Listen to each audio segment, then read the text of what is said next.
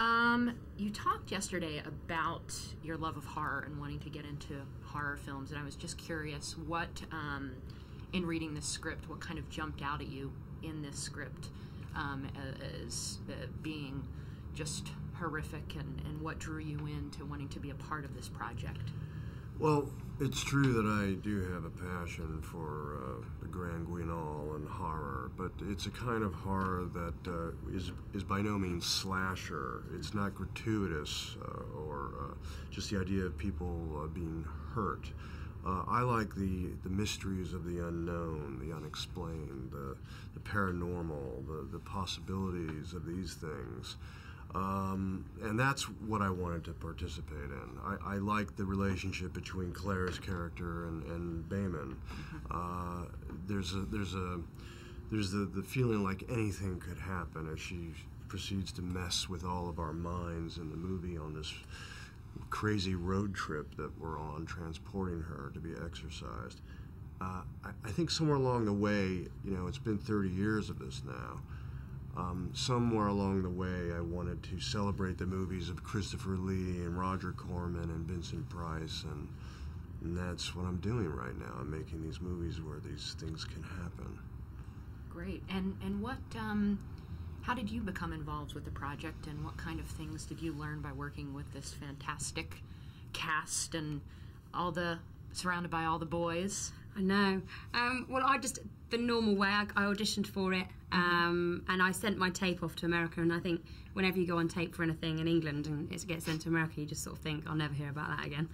And then Dom came over and I met him, and I loved him. I think he's brilliant. And then I did the job, and it was like from beginning to end, actually, it was just such a laugh. And I did learn so much.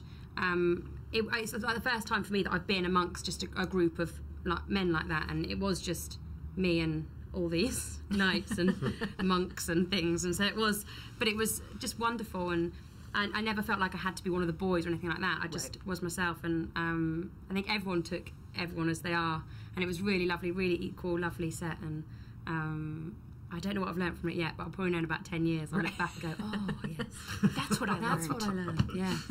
And it was a really good group. Everybody got along great. Some good friendships were made, and we were all in awe of Claire. I mean, she was just so much fun to watch play that part.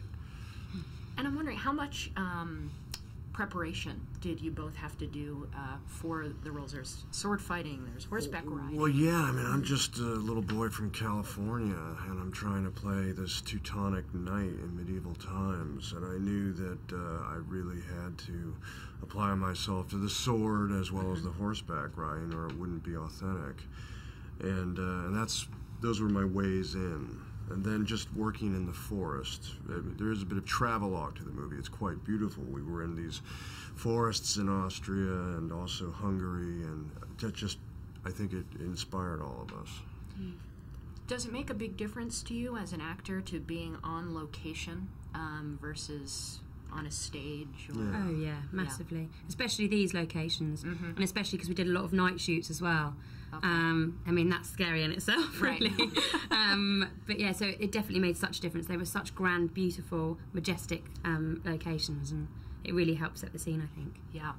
What, for you, the balance between, with the witch, the having to be kind of the ingenue somewhat versus villainous at times as well. How did you strike that balance with playing the witch? Well, I think the character's brilliant anyway, because it gives me a lot of scope to be lots of different things, and that's what I love about acting, and it's so challenging, and this was definitely a challenge. But I sort of just thought about playing a role, because my character does play a role, so it was quite good. I could go all over the show with it, and I loved it. Great. And finally, what do you hope audiences will take away from this film?